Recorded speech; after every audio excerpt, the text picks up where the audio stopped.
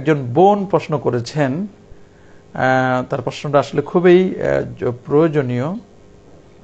তিনি প্রশ্ন করেছেন যে সাদা স্রাব বের হলে কি উজু ভেঙে যায়?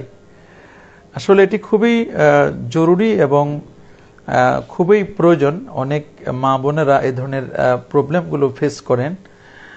সাদা স্রাব এটি নাপাক, এটি উজু ভঙ্গকারী।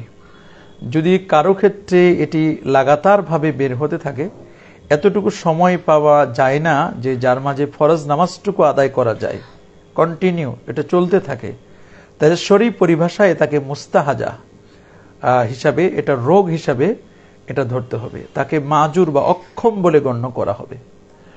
মুস্তাহাজা বা মাজুর ব্যক্তির নেই প্রতি ওয়াক্তে সে উজু করবে এবং উজুর পূর্বে স্রাবগুলো, তার যে সাদা স্রাব এটা ধুয়ে নেবে। এই উজু দিয়ে ফরজ বা নফল যত রাকাত নামাজ তিনি চান পড়তে পারবেন। তবে কোরআন শরীফও তিনি যদি চান স্পর্শ করতে পারবেন। এই সময় স্রাব নির্গত হতে থাকলেও এক্ষেত্রে তার কোনো প্রবলেম হবে না, কোনো অসুবিধা হবে না, কন্টিনিউ চলতে থাকে। তিনি মাজুর ব্যক্তির মতো প্রতি ওয়াক্তের নামাজের জন্য তিনি উজু করবেন। এক উজু দিয়ে তিনি কয়েক ওয়াক্ত নামাজ পড়বেন না, কিন্তু পরের নামাজের সময় হয়ে গেলেই উজুটি তার ভেঙে যাবে। একবার উজু করে তিনি এক ওয়াক্ত নামাজই পড়তে পারবেন।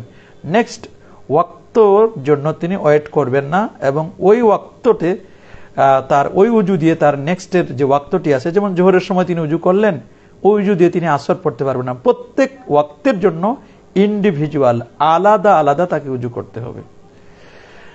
এটাই ওলামায়ে কেরাম এটি ফতোয়া দিয়েছেন।